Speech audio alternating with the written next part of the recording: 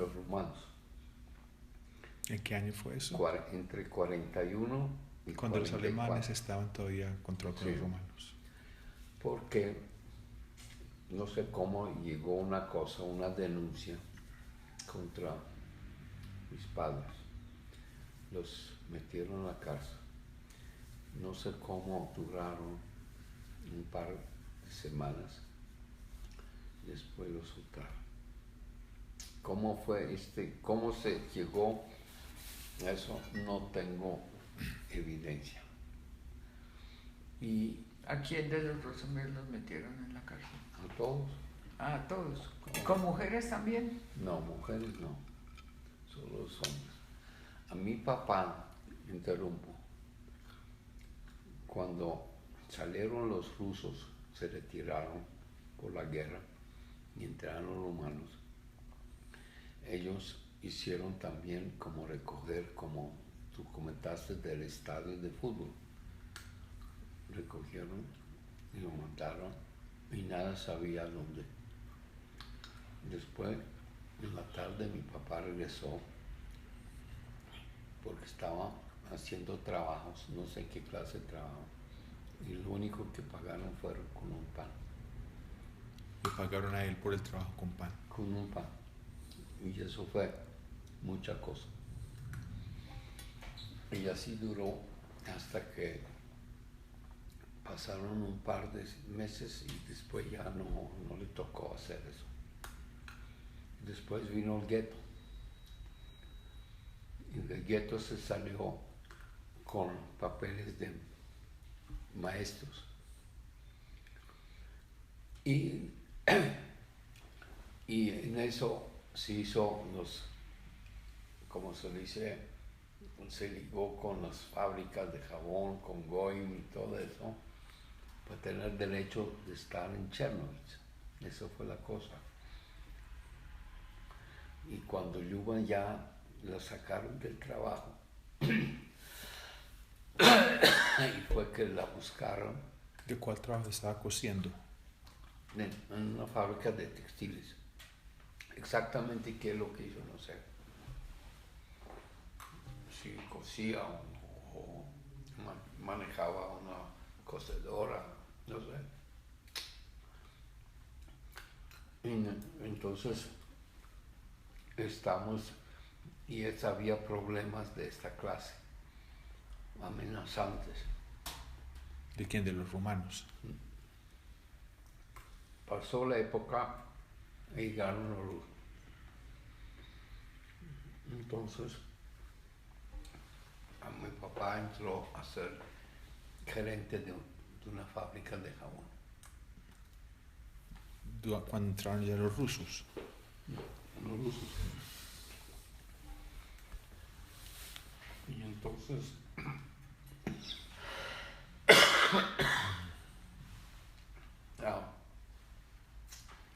en el año mismo 43 a 44, vivimos en una casa que tenía como 3 pisos o 4 pisos. Había un sótano y ahí nos pusimos a hacer jabón en ese sótano. En ese tiempo entré yo a estudiar nuevamente porque hubo interrupción de estudio. Tenía un profesor que me daba clase y como estaba ya para Bar Mitzvah me enseñó el rezo. Ya, en todo, y poner los tefilín y todo. Y me seguía, pues, como no había colegio para judíos, no había colegio, no había sinagoga en Chernobyl y todo eso. Entonces, eso era al comienzo del año 42. Entonces me daba clases de otro índole para seguir en colegio. Sí. Bueno, cuando ya entraron los rusos en el año 44, en marzo, entonces mi papá buscó cómo, sí, obtener un puesto oficial, porque no era otra cosa. Tú no puedes estar, no era para ejército, ¿entiendes? Entonces logró que en una fábrica lo pusieron de gerente. Y el presidente era un ruso, un borrachín número uno. Pagaban 300 rublos. Esos 300 rublos eran como, diría, un peso del valor. No obtenías más. Una inflación del carajo. Los productos faltaban, pero se conseguía. Había, como dice, mercado negro. Entonces mi papá consiguió un poco de materia prima y en el mismo apartamento ya sabía cómo hacerlo. Yo lo mezclaba, es un jabón al frío que se mezcla la grasa con la soda y llega a un espesor que uno tiene, y lo echaban en un moldecito y eso le daba un color para sacar como jabón de tocador y perfume. Todo eso se conseguía. Yo traía todo eso, mi papá me decía, vaya a tal parte, ya te van a dar. Yo recogía todo eso, lo hacíamos y después tenía un molde que después al día siguiente, eso lo colocaba uno en el balcón. Ese era un jabón que se hacía ¿cómo se dice? Un calentamiento. Generaba calor. Generaba y eso transformaba jabón, ¿entiendes? Ese es el mismo proceso. Una reacción química. El mismo se calentaba y a las 24 horas ya lo podía cortar. Entonces cortaba y sacaba pedacitos de 100 gramos y había un molde para darle estampando y salía muy bueno. Y por de este moldecito, te cuento, recogía una cantidad de rublos inimaginable. No me acuerdo ya, pero eran muchos rublos. Pero eso era ilegal vender el jabón, porque era todo era ilegal. Eso era un negocio privado. Es que cuando hicimos jabón para lavar, en el tiempo ya iba al colegio normal durante mediodía y por la tarde nos obligaban del colegio a ir a hacer como premilitar a un puesto de policía. Y el puesto de policía uno conocía pues todos esos, y una vez que salía yo y otra persona cargando jabón para llevar a entregar a la plaza, yo veo a estos policías que siempre eran de civil, mejor dicho, no uniformados. Entonces ahí me salvé. Si nos coge, 8 años de cárcel. Nos salvamos como otro milagro. ¿Cómo? ¿Porque los evitaba o ellos no le hacían problema? No, nos dimos cuenta. Ya los reconoció. Y yo los reconocí porque como iba allá, entonces conocía a todos los policías. Es que en Chernobyl todo era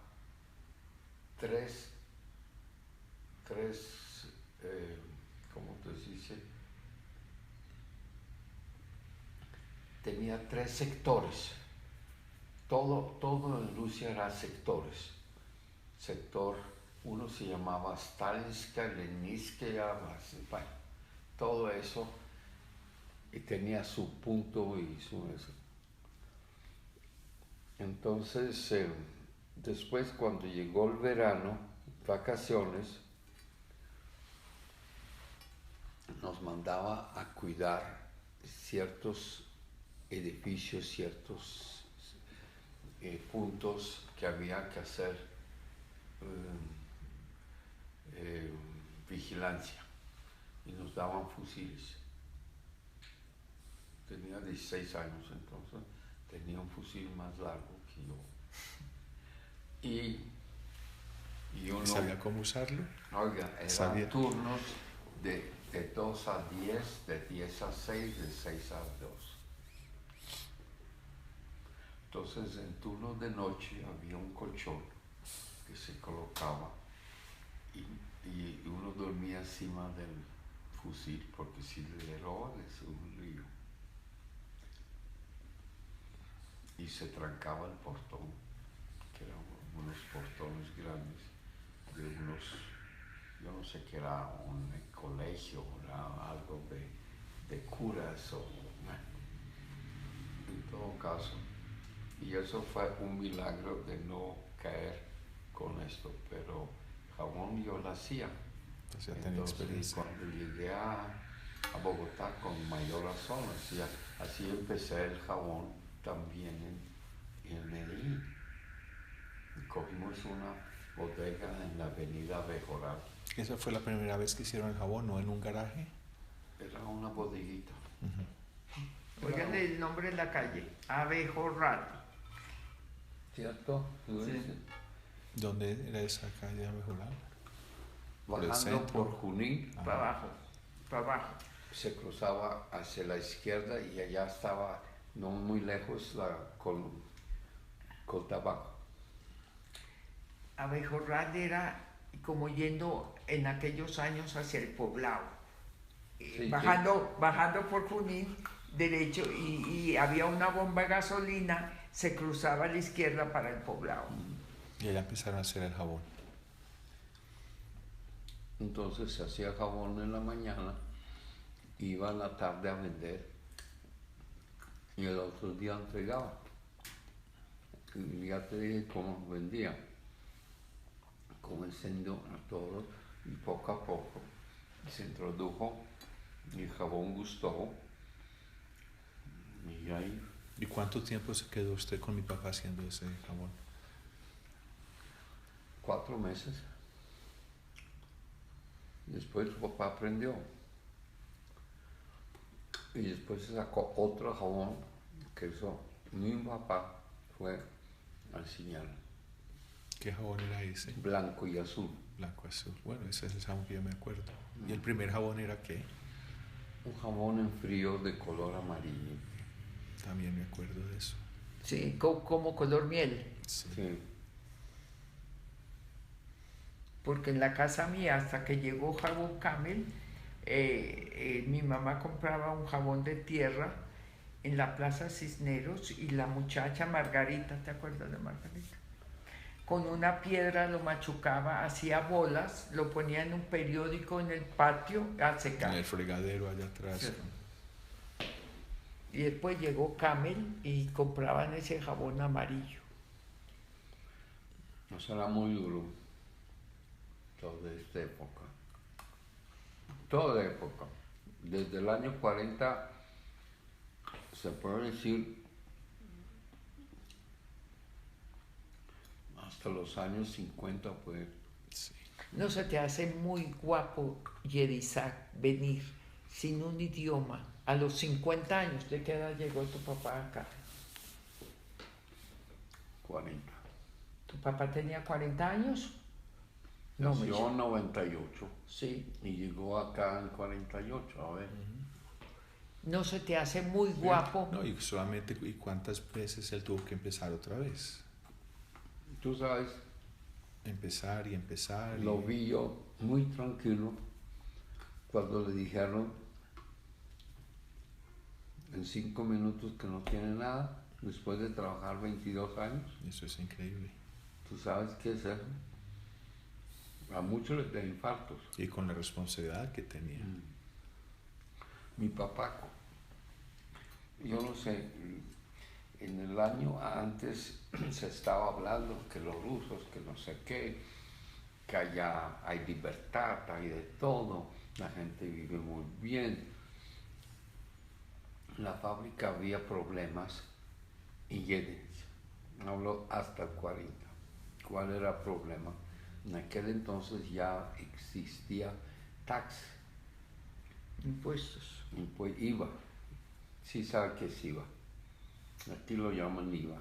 Como tax en Estados Unidos de X% Sí. sobre todo lo que tú vendes. Y en aquel entonces empezó Rumania. Rumania estaba muy adelantado en impuestos. Lo heredaron de Italia.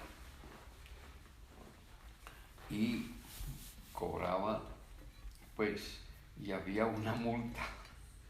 Le hicieron a la fábrica en aquel entonces de 2 millones de ley.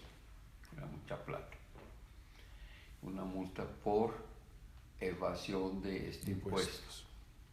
¿Qué se hacía? Allá se facturaba, había que hacer factura de todo lo que tú vendías y tenía un sistema que era una parte de la factura era de ese tamaño como que quedaba fijo, que era condensado, que lo podías, y tú tenías que comprar unos estampillas que en un lado era la cabeza del rey y la otra era la emblema del país y decía el valor. Entonces se colocaba antes de despachar o en camión o en carruaje, lo que sea, y llevaba esto y en las salidas de las ciudades o dentro paraban y pedían muestra la factura. Después se usaba la factura otra vez, o sea, el cliente después de que le dejaba el sabor lo devolvía y hacía, y ya no se pagaba el mismo tax, o sea, no hay que poner la misma estampilla. Y yo no sé exactamente cómo fue la multa, pero mi papá decía, no importa si nos van a quitar todo, pero vamos a estar libres. Eso fue antes, cuando ya estaba hablándose que Rumania va a tener que ceder Besarabia a los rusos. Y él estaba en esta, que va a ser libre, que va a vivir en un país libre.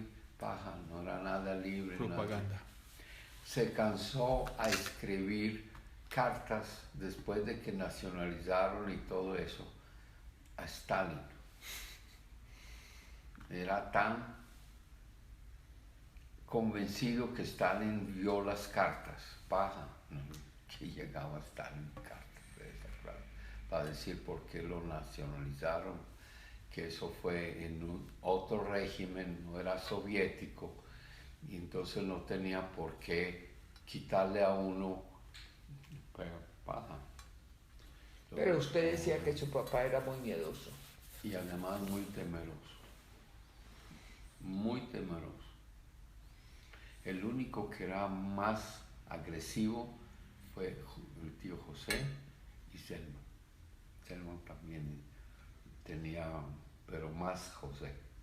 Ahí los arriesgaron, fueron él y tu mamá. Yo creo que esta pareja, con todos los cuentos que yo he oído, Luba y ustedes fueron muy arriesgados en todo. Nosotros sí también arriesgamos, porque si nos fuimos adoptados, salimos, como se dice, al mundo sin nada, Sí. a la mano de Dios. Entonces ya Isaac terminó el ejército ruso. Sí. Y se casó después de terminar el ejército. Seguro, pues. ¿Y qué fue el primer trabajo que él empezó a hacer después del ejército? En la secretaría.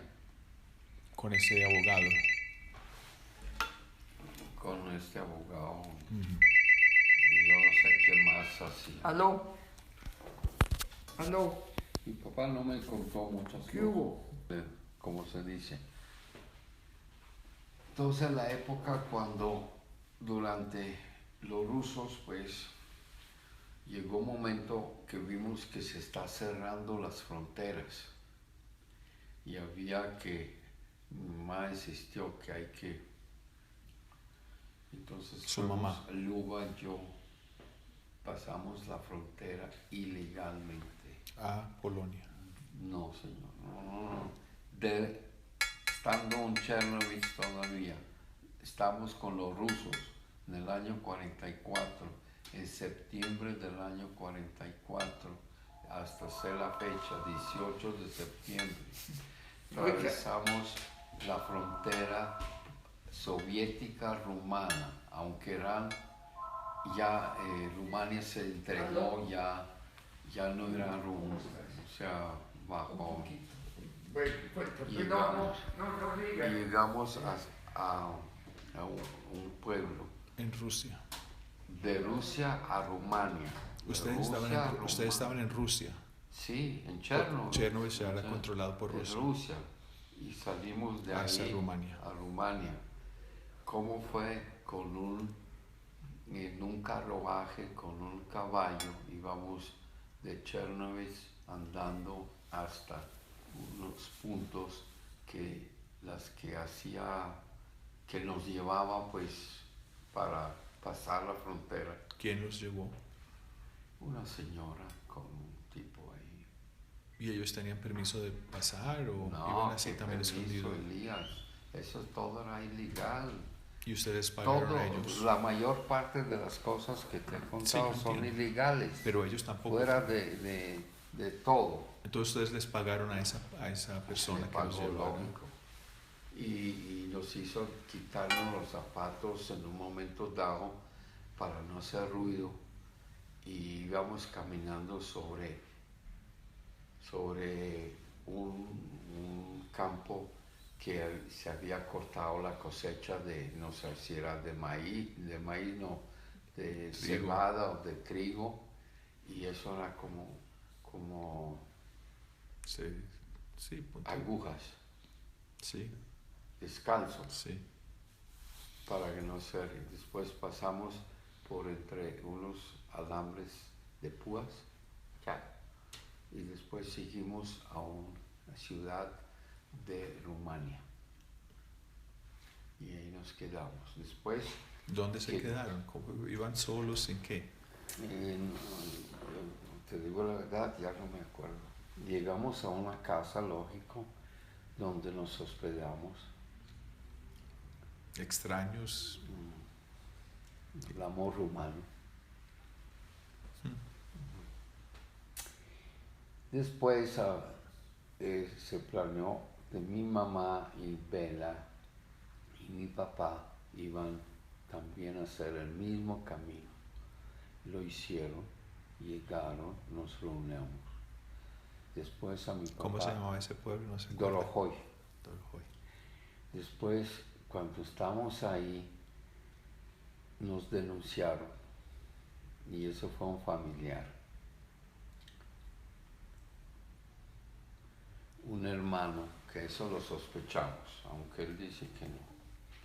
Denunció que mi papá llegó ilegalmente, salió de Rusia a Rumania. Lo detuvieron y lo devolvieron otra vez a Chernobyl y lo metieron en la cárcel allá. Y el tío José se amistó con un procurador ruso y logró sacarlo después de 8 meses de cárcel. Era un desastre cárcel, que mi papá estaba ahí. ¿Cómo aguantó? Sí, eso fue pues ha sufrido mucho. ¿Y quién fue el del hermano que lo denunció? Se calcula el Billy. Ah, el de Schneider. Seguro que fue así. ¿Quién era ahí? Cuñado del tío José. El tío de Xioma. Tío de Xioma. De Xioma. Xioma chiquito. Sí. ¿Cómo era tío de Xioma chiquito? Hermano de la mamá. Hermano de la mamá. Ya entiendo. ¿Y por qué iba a denunciar? Ellos eran malos, esos de Schneider.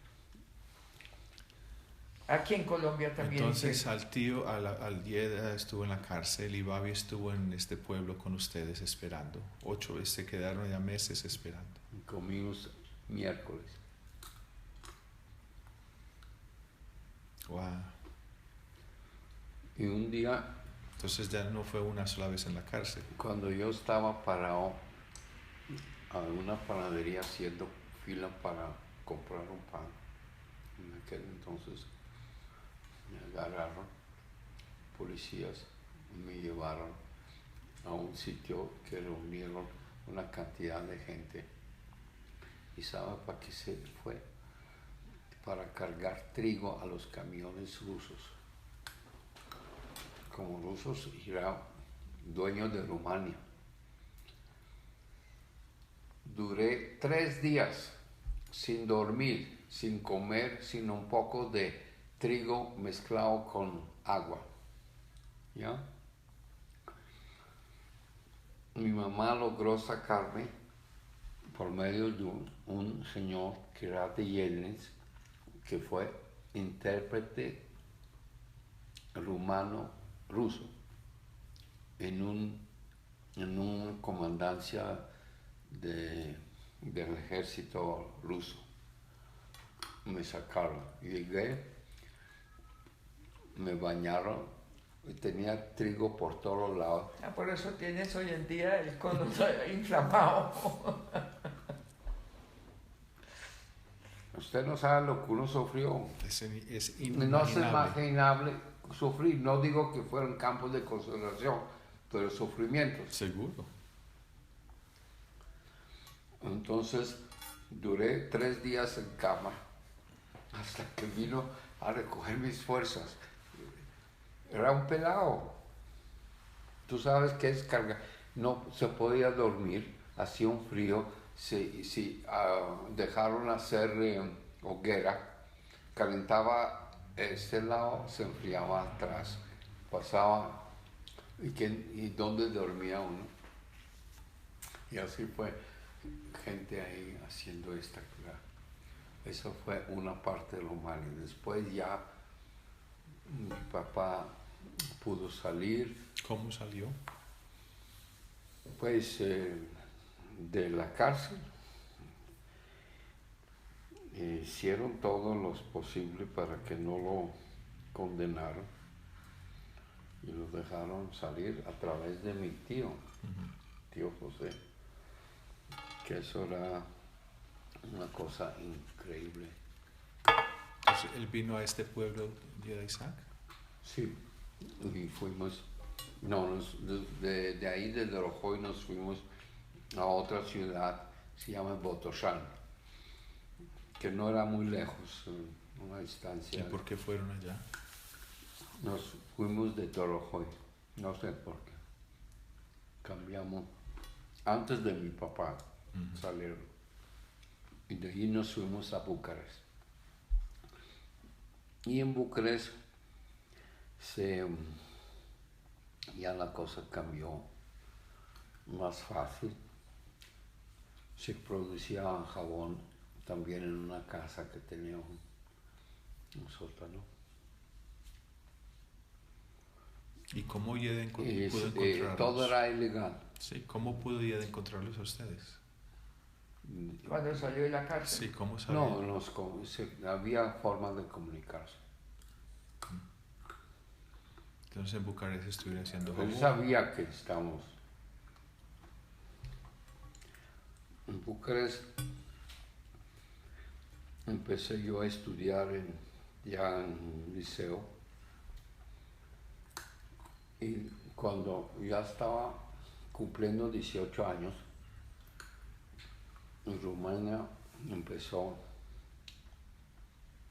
ya para ejército, pero como ejército no podía existir porque Rumania perdió la guerra. Entonces mi mamá, no sé cómo logró que una pareja de polacos mayores que no tenía hijos nos adoptó. ¿Y los adoptaron por qué? ¿Porque tenían miedo de ir al ejército? No, no había forma de salir de Rumania por la edad. No había pasaporte. La frontera cerrada. Gente iba ilegalmente, los cogían, los devolvían. Llegaban hasta Hungría y ya también los detuvieron. en lo que todo el mundo, yo estaba con dirección de llegar a Austria. Entonces, eso fue el motivo que se consiguió y todo era legal. Todo, tengo papeles, yo me puedo cambiar a Michel Stark. Claro que tengo que ir a Rumania, al consulado polaco y hacer ver que esto y todo. Yo aquí llegué como Stark, no como Rosenberg. Después mi papá insistió que me cambiara y con una escritura pública de una notaría volví a ser Rosenberg. Pero hoy día, si quisiera, tengo que anular esta y hacer todo un documento con otro, cambiar la cédula, cambiar pasaporte, si estoy en un banco, cambiar el nombre, todo eso. Yo también tengo un nombre Stark. Sí, porque usted es segundo apellido, Sí. Stark. Porque tu mamá no quería cambiar a Rosenberg. Entonces fueron ella adoptados. dijo que se queda Stark. Dije, está bien. Bien. Entonces fueron adoptados. Adoptados por esta pareja. Entonces, vivían ¿cómo en dónde? llegamos a Polonia? ¿Y cómo llegamos de Polonia a Praga? Venga, les digo,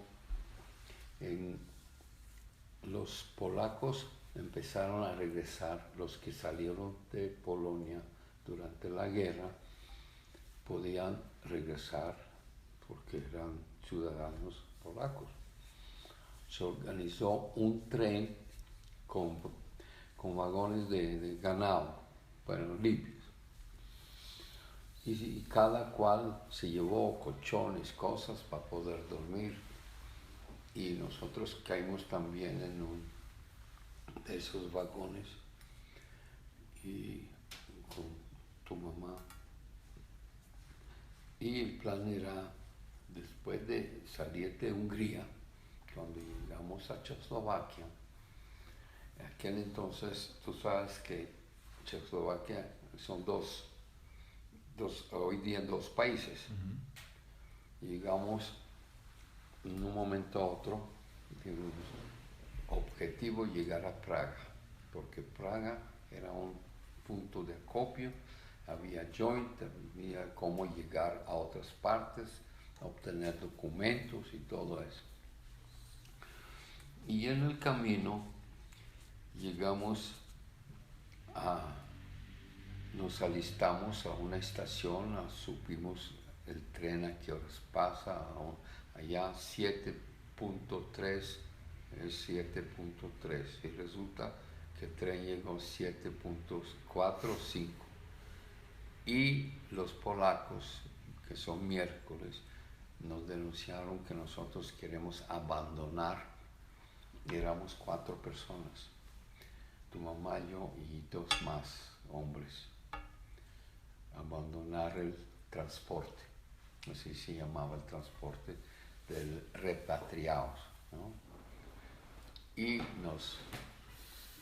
había oficiales que acompañaban, en cada país se cambiaban los oficiales, hasta Hungría estaban los rumanos, saliendo de en Hungría se cambiaba, entonces nos íbamos, era como, la estación era a unos kilómetros de Bratislava.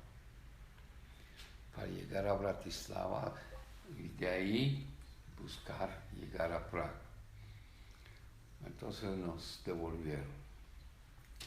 Después supimos que hay una estación de cruce que se llama Luxemburgo, en Eslovaquia también.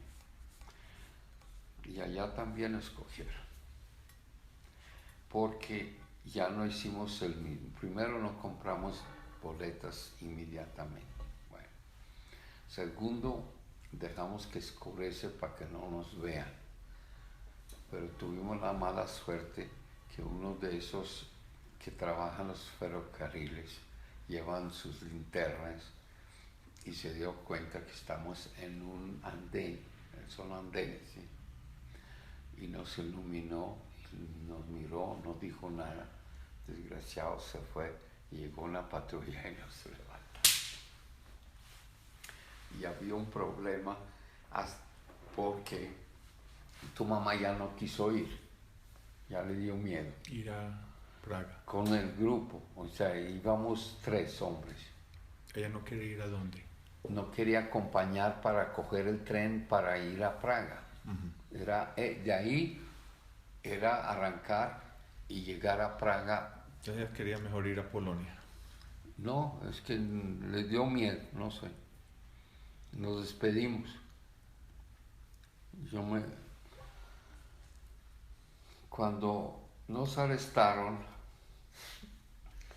esos muchachos que iban, era un par de judíos rumanos, no dominaban ningún idioma. Y empezó el oficial: ¿usted por qué querían? Ustedes son espías. Así. Y además yo tenía un suéter que decía MR. Y en papeles decía Stark, no R. ¿Y por qué R? Porque Stark empezó a joder en esta forma y que los vayan... ¿Usted por qué, si son polacos, qué hacen? ¿Y por qué van? Quieren irse de Polonia. Al fin lo convencí que nos dejan ir, devolvernos a coger otra vez pero ya el transporte ya se había ido. No estaba muy lejos de la frontera ya polaca. Dije, mire, yo lo convencí, le pagamos a un soldado que nos acompañaba el transporte, compramos boletas, bueno, y pagamos boletas del tipo y no sé qué más, y nos acompañó y nos entregó a un oficial ya antes de la frontera, antes de entrar a Polonia. Ya estamos en la frontera de Polonia, no me acuerdo del pueblo, no lejos de Cracovia. Más o menos dijeron que Katowice es otra ciudad que era cerca de Cracovia. Entonces, así llegamos a Polonia. Entonces, ¿pero cruzaron en tren o caminaron? Tu mamá estaba hablando, no, ellos ya están en Praga, y eran las 8 de la mañana, porque el tren salía a las 10 y llegaba a las 8 a Praga. Y nosotros, la demora y la joda, los interrogatorios que nos hizo el oficial, judíos desgraciados, nos nombró hasta la madre. Entonces, pero llegamos... ¿Caminaron? Cuando cruzaron a Polonia, ¿cómo entraron? ¿Con tren? Con tren, Sí. el mismo tren. Siguieron. Llegamos un tren que salía de donde nos detuvieron, Sí. con el acompañante, soldado, policía, digamos, para entregarnos allá, ¿ya? Entonces llegamos también, eran las 8 de la mañana, y ellos en este vagón donde iban tu mamá ya estaban, como se dice, comentando que ya estamos en Praga. Y cuando abrieron corrieron la puerta, y dice, aquí estamos. Y así llegamos a Polonia. Y en Polonia empezamos a dar vuelta por Varsovia. ¿Llegaron a qué pueblo? ¿A Varsovia? Directamente queríamos ir a Varsovia. Y en Varsovia no había dónde vivir. Estaba destruido. Estaba destruido y fuimos a un pueblo que se llama Miejski Warszawa. Es como decir, algo pegado a Varsovia. Un suburbio. Un suburbio. Y a un hotel allá empecé yo, ¿qué hacía? Dije, aprender polaco. Entonces empecé a leer periódicos. Y entonces duramos allá unos 15 días. Dice, no, y no vamos a estar en hotel porque ya nos acaban los pocos monedas que tenemos. Y nos dijeron, vayan a Cracovia. De ahí nos fuimos a Cracovia. Cracovia estuvimos 6 semanas o más. Supimos que en Breslau es una ciudad que era antes Alemania y hoy día se llama Wrocław en polaco. Ahí logramos juntar con otra gente que conocimos en el transporte de repatriados, con 2 alcobas y un cuarto piso. Ahí nos acomodamos ahí y ahí empecé a buscar trabajo a hacer jabón a una fábrica que nunca tenía materia prima. Entonces había varias en esto. A una le hacía una materia prima, a un poco jabón, a otro poco jabón. Me uní con un señor que vino después también, y entre los dos hicimos el negocio de darle servicio de hacer jabón. Eso fue una parte en Polonia, en Breslau. Después empecé a hacer contacto para ver cómo ir otra vez a Checoslovaquia, ir otra vez a Praga. Logré hacer una conexión con un señor que me proporcionó un documento que había una ciudad que miti checo, miti polaco, la mitad, por un puente que había un riachuelo. Y ahí cómo se pasaba y era el documento de un muchacho joven. Me dijeron, no lleva nada en los bolsillos, no carga plata, hágase el desprevenido, muestre el documento con la foto. Entonces el soldado voltea para ver validez. Y eso era en un punto y había fila de gente. Entonces pasa el puente a lo ancho y está la aduana. La aduana te mire o te dice pasa adentro para chequearte. Si no llevas no sé qué. Después, si no te dice nada, sigue por la misma lado, llega hasta el soldado checo. Y el soldado checo otra vez la misma cosa. Y pasa otra vez a lo ancho, pasa por la aduana checa, ellos ya no les interesa porque vas al lado de ellos. Y de ahí llegamos a una sinagoga. En la sinagoga, otra vez a las 10 de la noche sale un tren para... ¿Dónde era eso? ¿En qué pueblo en Checoslovaquia? Cheshi. Cheshi. Es que una se llama Teshi y otro Cheshi, pero son polaco y checo.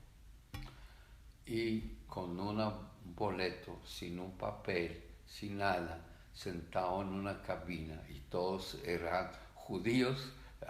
Después había gente en las mismas condiciones, ninguno tenía un papel, todos iban para Praga, todos se hacían los dormidos con el boleto. Cuando llegaba el conductor de chequear, callados. Y así llegamos a Praga. Y ya me recibió ya mi papá y mi mamá. Entonces, ¿ustedes debían coordinar encontrarse en Praga? Sí, claro. Todo por correspondencia. Cuando estaban en Breslau, ¿qué hacía mi mamá mientras que usted trabajaba? No recuerdo, ella se buscó algún trabajo, pero no recuerdo que si hizo algo, si ganó algunos pesos. Pero fue en Breslau cuando Sí. mi mamá conoció a mi papá. Claro. ¿Cómo fue eso? Exactamente por medio de una persona que los presentó. Porque él tiene un almacén allá. Sí. Entonces ella fue al almacén. ¿Usted No, es que una persona los presentó. ¿Usted estuvo en ese almacén alguna vez? Sí, yo creo que sí. Él vendía Tal vez una vez. víveres, bebía ropa. ¿Qué vendía? Y al día siguiente, cuando ya se casaron, me llegó la orden de presentarme también al ejército polaco. Porque como era registrado por Claro, era y adoptado. la edad y todo eso, entonces era ya le dije, ya me voy. Y no llevé nada. Creo que no llevé nada de ropa, nada de nada. No sé si llevé hasta un punto y después me lo pasaron. No recuerdo este detalle, ¿eh? Pero ahí sí me despedí y me fui. Y después con esta misma forma se hizo también la ida de tu papá y tu mamá llegaron a Praga. Primero mi papá y mi mamá se vieron en Chechnya, sin ellos pasar al otro lado. Y después, ya mucho más adelante, se logró también por hacer la conexión. La conexión Entonces, era en Polonia. Entonces usted se fue primero de Breslau solo Sí, señor. y después se Yo vino con los pasé, padres. yo hice abrí el camino. Y luego se quedó. ¿Se Estaba casó? casada. Sí, curioso. Se casó y se quedó. Al 2 días de haberse casado.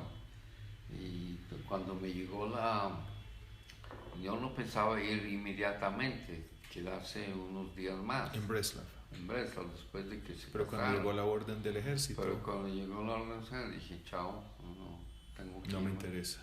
Ya no me puedo quedar. ¿Usted nunca conoció a esos Stark, la familia Stark que los adoptó? Sí, ¿Sí los los conoció? conocimos. Sí. ¿Cómo fue eso? Los conocimos cuando viajamos, antes de viajar y después cuando ¿Y los viajamos. conocieron en dónde? En Bucarest, hizo los papeles. Ellos vinieron Sí. a Bucarest a Ellos adoptar. estuvieron en Bucarest. Los conocieron, los adoptaron. Se hizo conexión a través de alguien. Pero ellos sabían que era ficticio, ellos sabían Sí, que era- claro. Y ellos eran Después nos judíos. despedimos. Cuando pasamos la frontera, ellos se iban a otra ciudad que se llama Szczecin. Pero ellos viajaron juntos con usted, ¿no? Sí, claro. No en el mismo vagón, juntos. pero iban en el mismo transporte de repatriados. ¿Ellos eran judíos? Claro. Sí. Genendla se llamaba la señora. ¿Cómo? Genendla. Tengo los papeles acá. Sí, el nombre que Nendel se ha conocido. ¿Y después de que usted se fue de allá, tuvo contacto con ellos alguna vez? ¿O qué pasó Tratamos, con ellos? pero no, No. nada. Ellos se fueron a otra ciudad, Szczecin, que queda cerca del mar Báltico, en el norte. Yo conocí varias ciudades, pero no todas. Qué cosa. Lo Es que para más- hacer una Lo película. que más un libro. iba a Cracovia. Allá fue el punto ¿Cómo así lo que más iba? para hacer la conexión hasta que di con la persona y todo. Hice un par de viajes Para conseguir la persona para ir a... para conseguirme el documento ese para pasar la frontera. ¿Y quién era esa persona? Un judío. Estaba en Cracovia después de la guerra, cuando Claro. estuvo en Europa. Sí. No, después Sí, de... estuvo 6 semanas. No, digo después de que usted vino a Colombia. Volvió, no. Nunca volvió a Cracovia. Es muy interesante. Le voy a mostrar fotos, le voy a mandar. Yo- Él se recordó, en París fue donde vivías, o fue Cuando en estuvo en Praga. Francia fueron. No. En Praga, donde yo viví en dos partes, yo no viví en hotel en Praga porque estaba con Medeknol en un negocio. Y entonces yo vivía particularmente en Praga tuvo un problema. No sé si conoces. ¿No? ¿No te contaron? Ya me contó muchos problemas. En Praga. No, digo todo. Un momentico. Sí, siga. En Praga, y trabajando con Mendel Knoll. ¿Cuál fue el negocio? aquel entonces, ¿Eso en qué año? en el mismo año 48, todos 48, Praga. No era...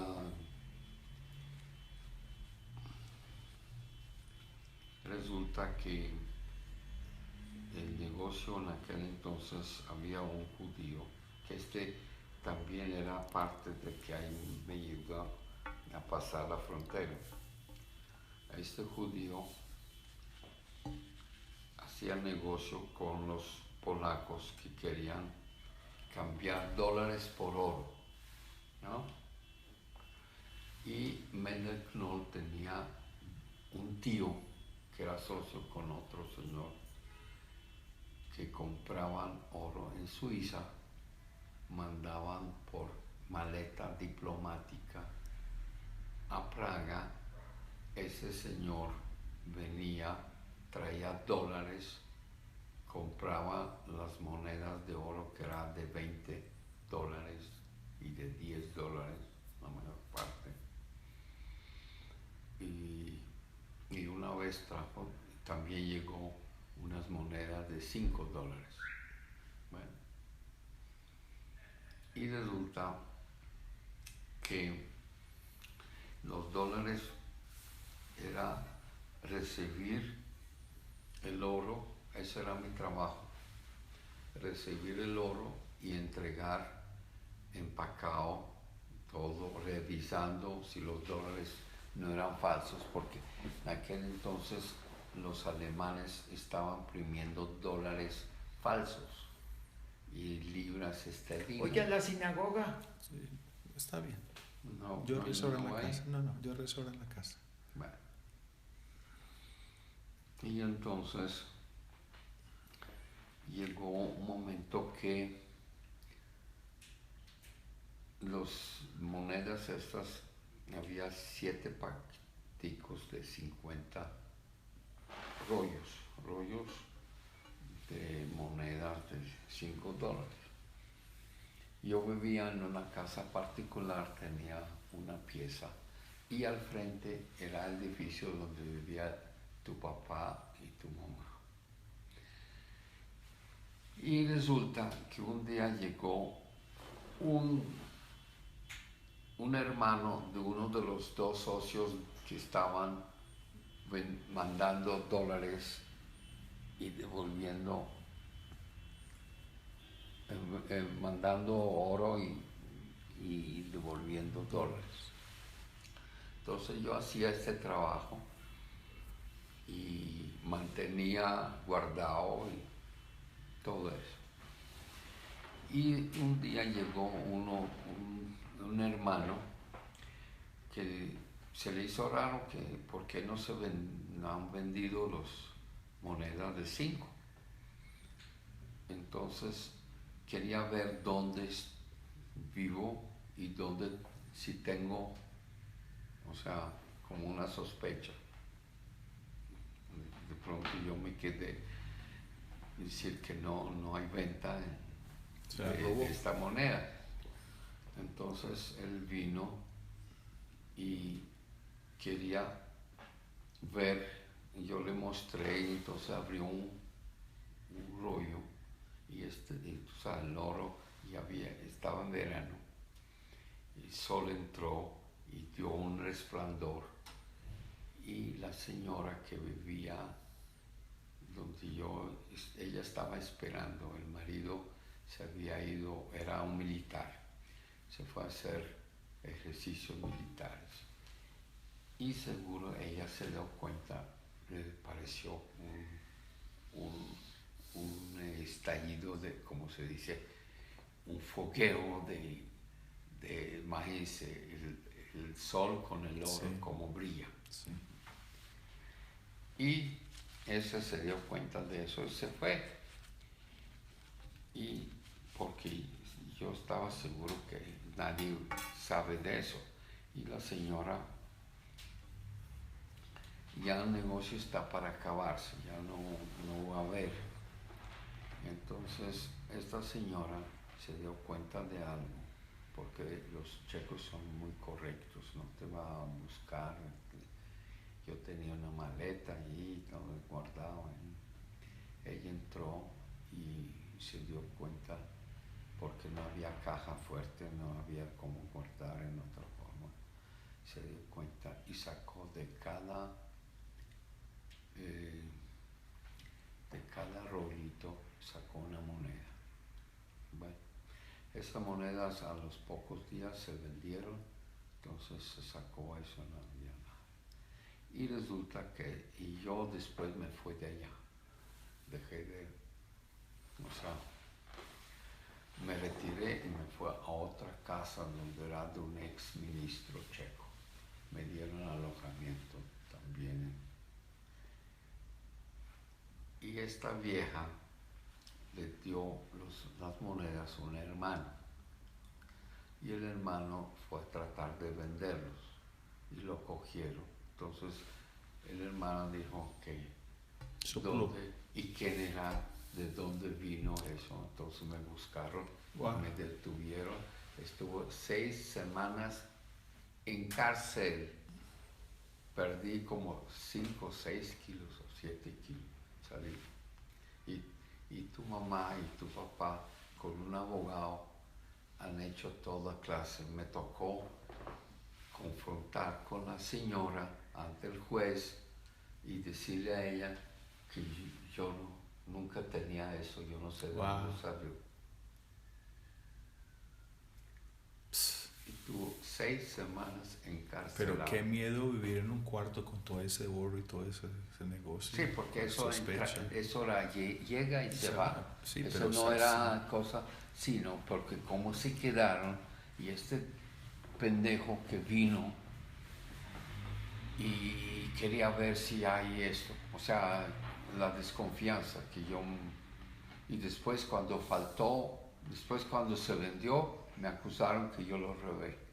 Cuando faltaba la moneda. Cuando faltaba la moneda y después supieron cómo pasó, que yo no me robé, sino eso fue que se robó. La vieja sacó una moneda cada rollito y a través del hermano vino todo eso, entonces conocí una cárcel checa también. O sea, que entonces los Rosenberg pasaron en bastantes cárceles. Mejor dicho, historia. Y aquí en Colombia también. Aquí en Colombia detenido todos los hermanos Rosenberg. La tía Ana los denunció. La tía Ana, la mujer de mi tío Alberto. Porque cuando mi papá tomó el mando de la fábrica, ella quería ser. Entonces mi papá le dice a Jonita, nuestras señoras se dedican a cuidar a los hijos, a hacer almuerzo, limpiar la casa y que tengamos ropa limpia, y nosotros los hombres damos a eso. Entonces, y había, en aquel entonces se importaba cebo, eso fue a los 2 años más o menos. Ella se dio cuenta que pierde el control, que ella quería dominar como dominaba el marido a todos los demás. Entonces empezó a buscar cómo salirse, denunció una cosa de estafa o de fraude, de robo. Todo penal, eso es penal, todos los casos. Que los hermanos se vendían tambores desocupados de cebo y se repartía la plata y no le daban a ella, ¿ya?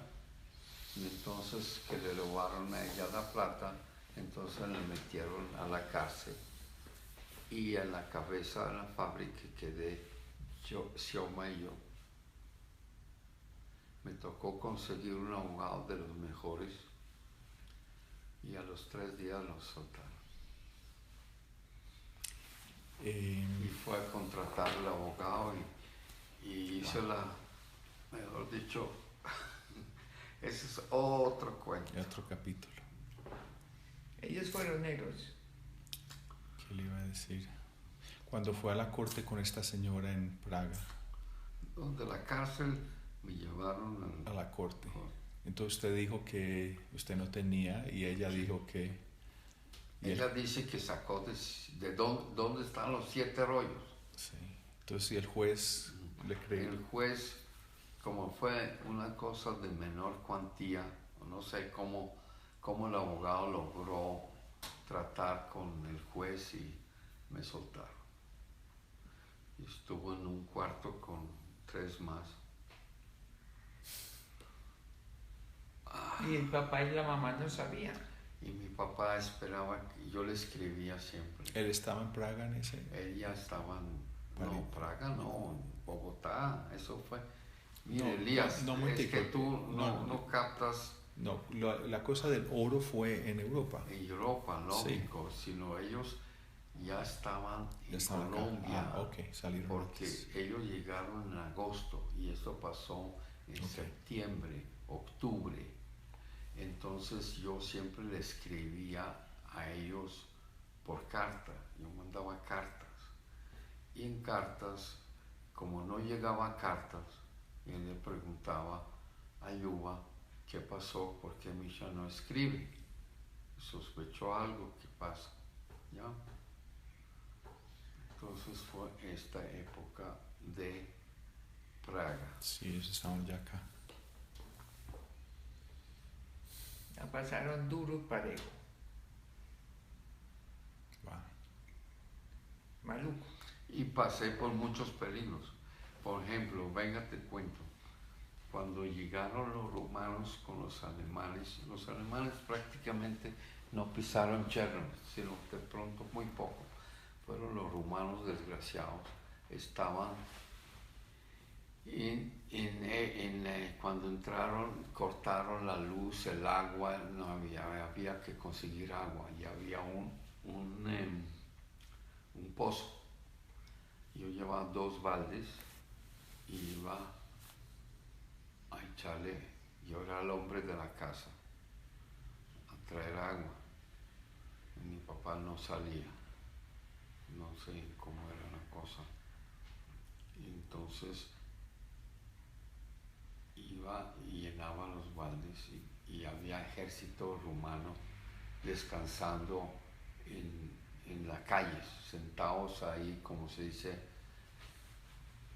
y llego a pasar por entre ellos, dice uno, dame de beber, el otro, dame de beber, y entonces cuando me ensuciaron el agua, entonces yo me hice y me caí de a propósito y regué el agua. Y dice, voy otra vez, y limpié y llené otra vez, y ya pasaba por lo mismo, ya tomaron agua, ¿no? Esas cosas de eso. Conseguía leña, madera, para cortarlo, y los partía en un sótano abajo. Conseguía carbón, petróleo, que era también para calentar, como una especie de reverbero para hacer comida. No era estufa ni de carbón, ni de gas, ni de electricidad. O sea, época de trabajos.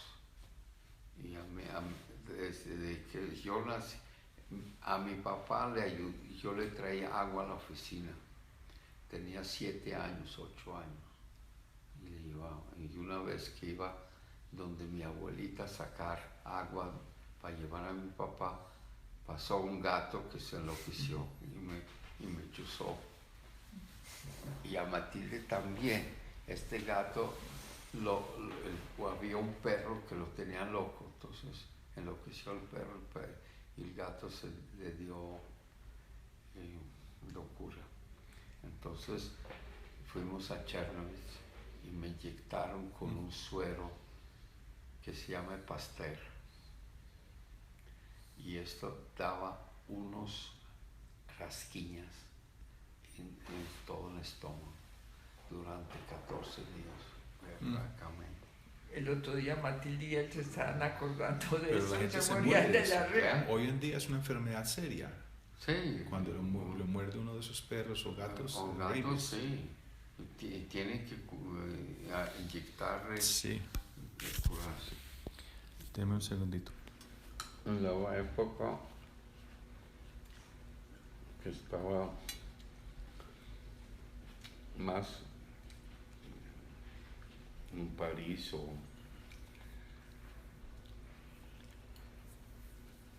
como más pegado o sea, más cerca con tu papá y tu mamá. Tu papá me decía que yo tengo el hígado blanco. ¿Qué? ¿Sabe qué quiere decir hígado blanco? Muy folclórico uno, o sea, Quiero muy... una botellita de agua.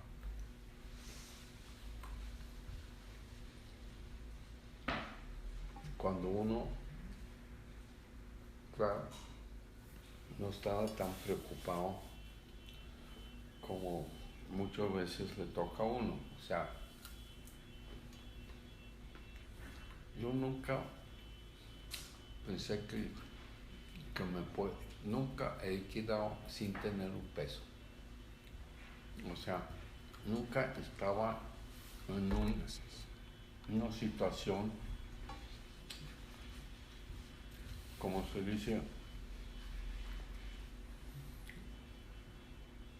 que salir a la calle y pedir limosna. Siempre me defendía, desde los 12 años para arriba. Entonces, cuando estábamos en Medellín, él me decía, no, usted tiene un hígado blanco. Y yo estaba todavía soltero. Diciendo que como yo no me preocupo. ajá, O sea, demasiado calmado. Sí, calmado, sé las cosas, no me dejé que me aceleren. Era soltero, quería vivir también como soltero. Entonces ahí vino porque yo me regresé de Medellín para Bogotá. Ese fue el motivo. Porque íbamos a ser socios en el... ¿Ah, sí? Sí. Ah, no sabía. Pues con el tiempo, no sé si... Yo mientras tanto estaba ayudando, Sí. pero Eso era si la el posibilidad. negocio se iba a incrementar y eso, iba a ser socio. Pero usted tenía hígado Porque blanco. yo en Bogotá estaba empleado, ¿entiendes? No tenía ningún porcentaje en el negocio, ¿ya? Entonces ahí vino que no nos entendimos en eso.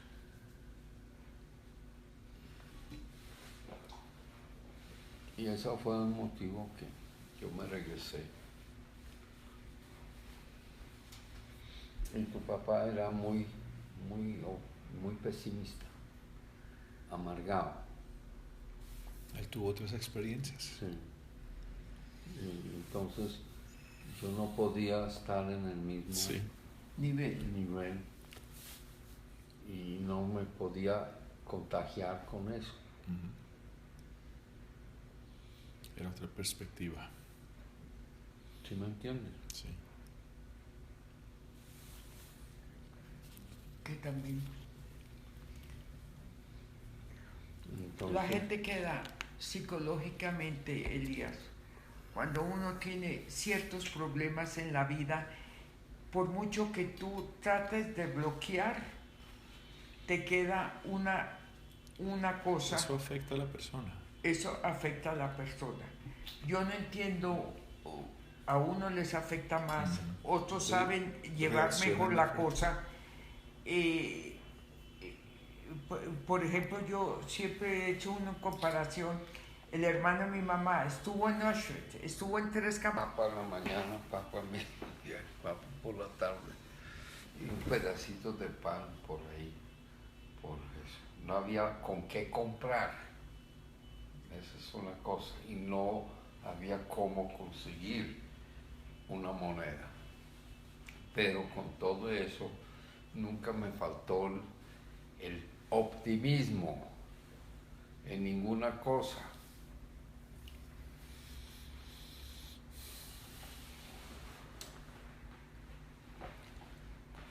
Y después vino otra época cuando murió mi papá, otros problemas con mi hermana Bella, el divorcio, no había forma de cómo ser que no se divorcien. Los tíos me presionaban. Tuve una época bastante en la fábrica. Después vino, yo creo,